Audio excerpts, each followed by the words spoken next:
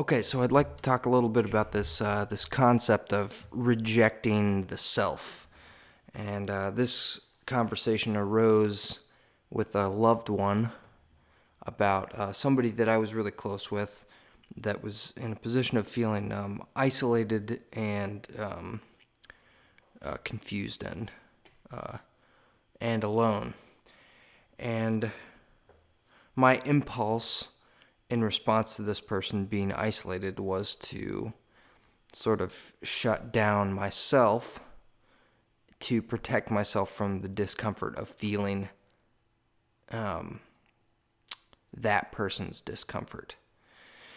And and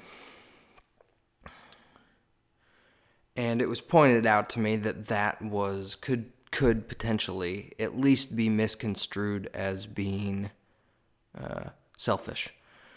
So I was thinking a lot about this, and I jotted down some thoughts, and I was trying to figure out where this process. I recognized this process as being something that I'm prone to, and that I see in my life come up at different points. And so I was thinking about where this process arose, of kind of like being avoidant and extracting myself from the suffering of other people when I wasn't people that I'm close to. So I was like, okay, so if I'm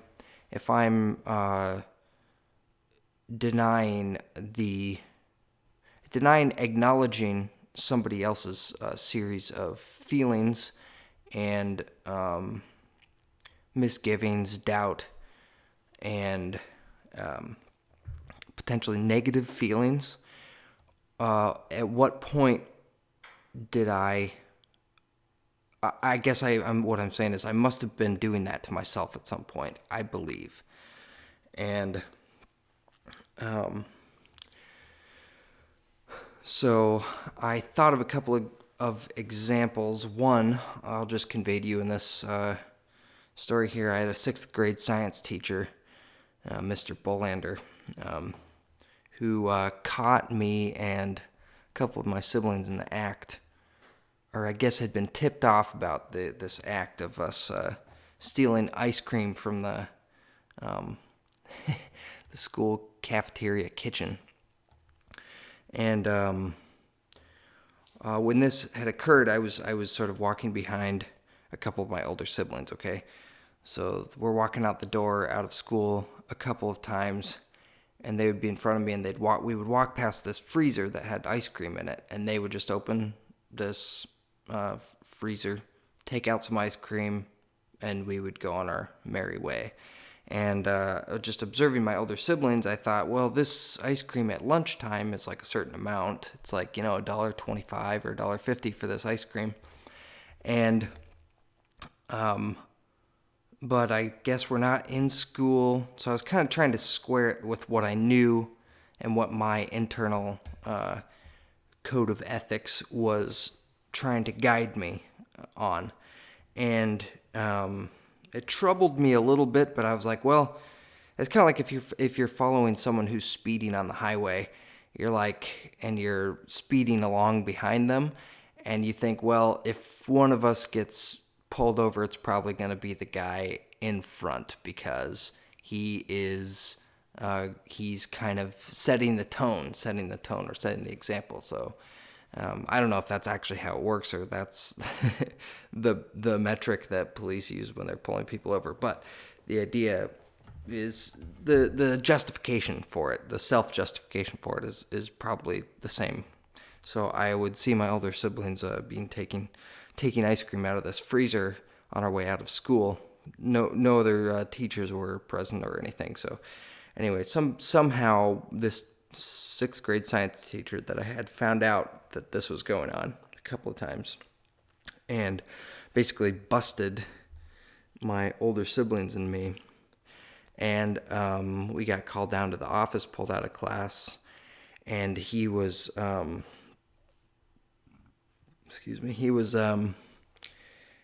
calling out my older siblings, and they were one by one admitting their wrongdoing. And I just remember sitting there being like just shaking in my boots, basically. And I just kept denying that I had been a part of that, even though my sister had told this teacher that I was involved in it. Both of my older siblings, older than her, had admitted to the same thing. So basically, he was very angry, but he was giving me an opportunity to admit that I had participated in this wrongdoing. And I, I was petrified, and I kept telling myself as well as him over and over again that, like, no, I didn't do this. I didn't do this. It wasn't me. And I was crying, and but I couldn't bring myself to just say, like, I felt like I was too committed after I had told this guy so many times that it wasn't me. The further I went down that road, the less I felt like I could go back. And also, in my environment, it was not acceptable to show any sort of any sense of vulnerability. So I was essentially following my the accumulated messages that I had got about what is appropriate behavior. And in my family and in the church structure that I was in when I was growing up, exposing yourself, like, vulnerability wise, was like the worst thing you could possibly do. So just a sort of raw self-protective measure, I was kind of doing the right thing in a way. But the truth was, I was very scared, and I couldn't let this guy know it. And so he sort of dropped it and said, I'll accept what you're saying, but I'm going to be keeping a very close eye on you, because everybody else said you did it, you said you didn't, and now I have to keep an eye on you, okay? I don't know if that was right or wrong of him. I've kind of wrestled with that over the years, but I thought it was maybe a good way to handle it. And also, he was being, like, pretty harsh, so I think I have maybe a little softer spot in my heart for kids in that position, because what that indicates to me, if a kid is lying or is stealing something, I just will usually assume that they are being lied to and they are being stolen from. So I think the responsibility lands or rests more upon the parents in that case than the kid. So I'm able to be sort of sympathetic with myself as my kid self, in that situation. So,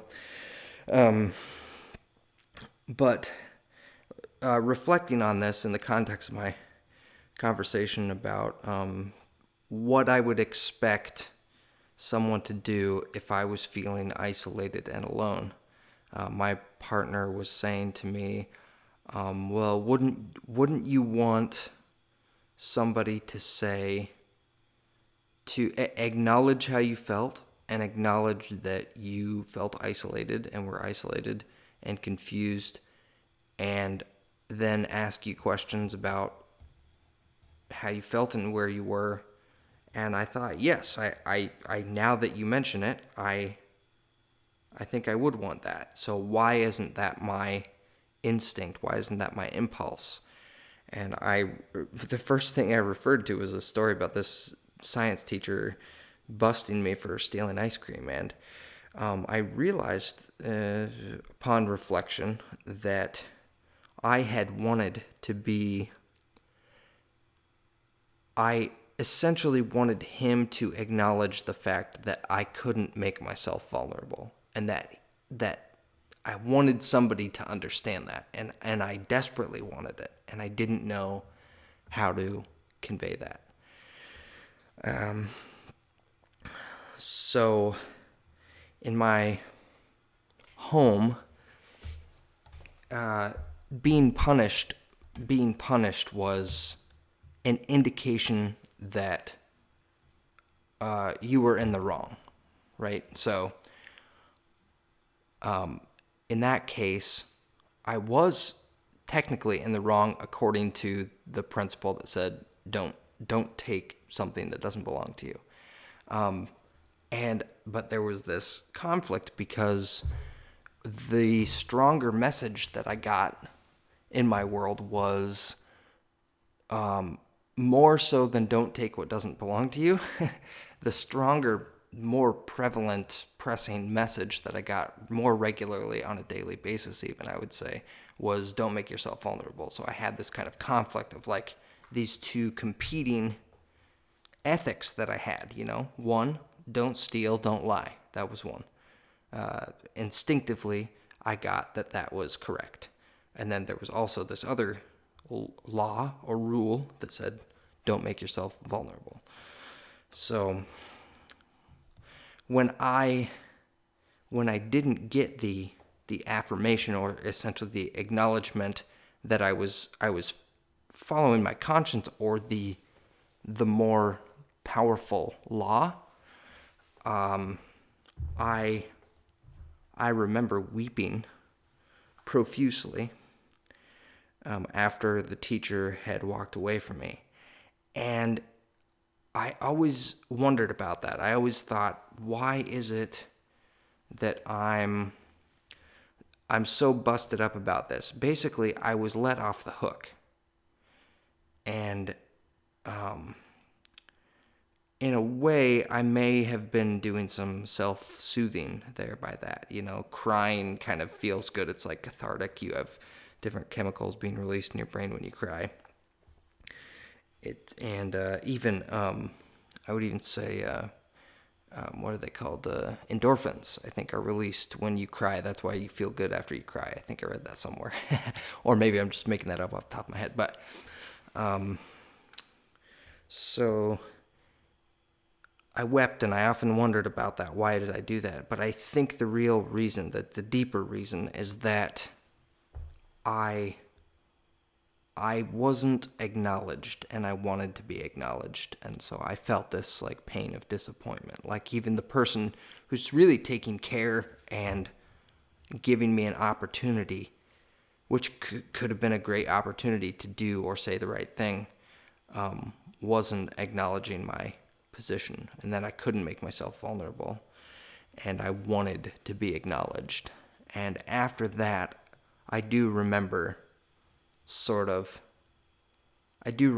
just this internal feeling of I had a really hard weep, and then I thought to myself, I sort of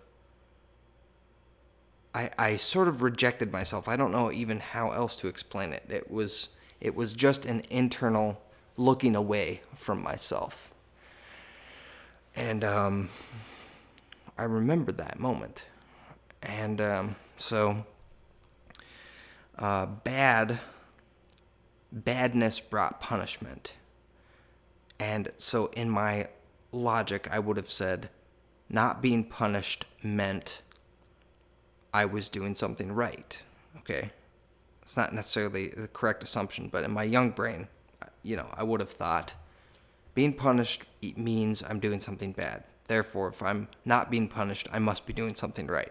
It's erroneous logic, but that's where I went with it. And but the revelation that occurred to me, I believe, is that being affirmed or acknowledged is really the actual reward. And it's not along the axis of punishment versus reward. It's a kind of a different axis. It's being affirmed or not being affirmed. Or acknowledged, I think, is probably the better phrase. So, essentially, that was a wake-up call for me to start acknowledging myself more and my emotional state more, so that I can use that as a tool to acknowledge and accept other people in that state. And I wrote down a little sort of equation here, or a series of equations here, just as I kind of was poring over this in my mind. So I'll just say that here. I wrote down false dichotomy. And here's the false dichotomy. To love equals to not punish. And then the other side of this dichotomy is to punish equals to not love. Because to not punish does not equal to not love. To not punish does not equal to not love. That's a false dichotomy, because to not punish equals to not love. Does not equal to not love. Pardon. It really equals to not love really equals to not acknowledge. And I would say the opposite of love isn't punishment. I would say the opposite of love is to not acknowledge the other. That's kind of the essence of it. So if we're going by that definition of not loving, or doing the opposite of love, then in a way, maybe this is also erroneous logic, but in a way, acknowledgement of the other, of another person, is love. It's love in a sense. It's the act of love. So love, the working definition that I am going with, is the involuntary emotional response to virtue in another person. So that's the feeling of love. The act of love, or the basis of that, the act of love, is acknowledgement of the other.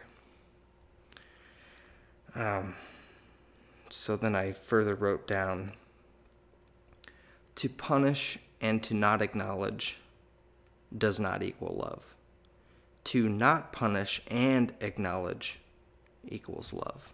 And I would say, in a sense, that is the act of love. It's not the feeling, it's not the emotional state, but it's the act of it, is acknowledgement instead of not punishment. So thanks for listening. I know this is a little long-winded. I was working my way through it. I just got a new microphone, so I'm kind of working with this new setup. So thanks for listening if you've made it through this far. And feel free to leave some comments and maybe even questions in the response, and let's have a discussion about it. I'd like to get these things going. Okay, thanks very much.